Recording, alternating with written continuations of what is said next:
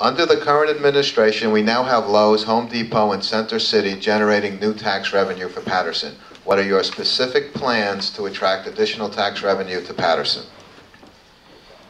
In the next few weeks, we will be breaking ground on the lower part of an old contaminated paperboard factory that was operated by the Chinese government, which was brownfield. We sold for $2 million at an auction, and now we have a strip mall coming in to include it along the Route 20 corridor. Also, in the next couple of weeks, the long-anticipated river corridor, which was very challenging because of the flood zone and the environmental problems. We're adding 7 national retail pads to an extension of downtown Paterson.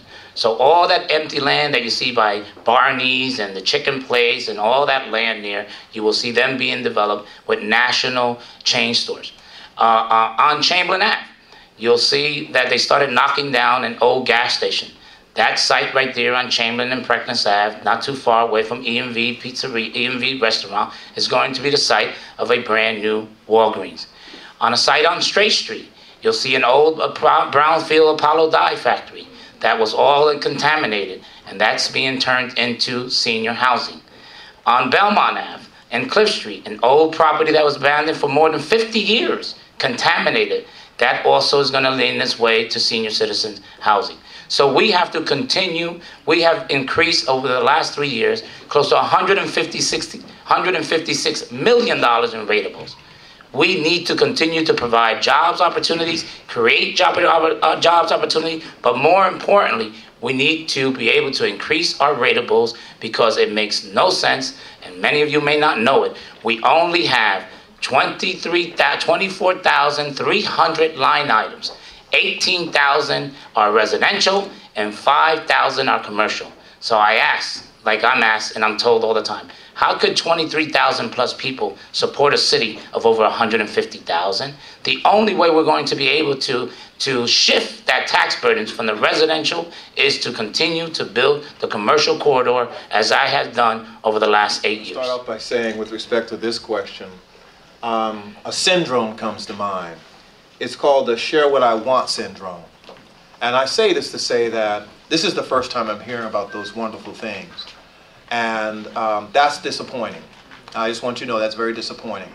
I sit there at the council meetings and at the workshop meetings, and the things that are important for me to know that have a benefit in a different way, I'm asked to support. But not the things that have an overarching value to the benefit of the city, such as all this development. I'll get it, but I'll get it when it meets a different agenda. And so to a degree, I want to say, and I know I haven't spoke to the question about the development, but it's important to note here, if in fact the council hasn't done its due diligence, as was stated earlier, about certain issues, now you know why. There are some things that are just kept in a bubble to protect certain reasons. But we all suffer from that. And then when it's presented, you're given little or no time to respond. And that's a very frightening place to be, and it's very uncomfortable. And without a doubt, enterprise has to happen, has to spur, has to continue. I take no credit from the mayor. He has been marvelous in terms of bringing big box stores to the city. But he had to do it with the council support. It wasn't done by himself and to himself. And what we didn't like, we told him. And we got the best product that you see. And all of those things have just been espoused to all of you, and for my hearing as well. They will be the best we can give you with the council and the mayor's cooperation. But small business is one of the ways we have to go. We can't afford again to allow another economy or anything so remotely close to this and be so starved economically. Big box businesses are a wonderful thing when you get them. But they come with some connections. Oh, I'm sorry. You can finish your statement. They come with so many challenges. If the economy goes sour, they go sour again. But small business has also been the cornerstone of American civilization's development. And we do need to do more of that. Because that's what poor people, middle-income folks can do. They can build businesses within, and we can sustain ourselves. According to the League of Municipalities, big box stores are not sought after. They actually come to you. So if they want to do business or set up shop in a specific city, they'll do a feasibility study and they'll come to whatever municipality it's effective in.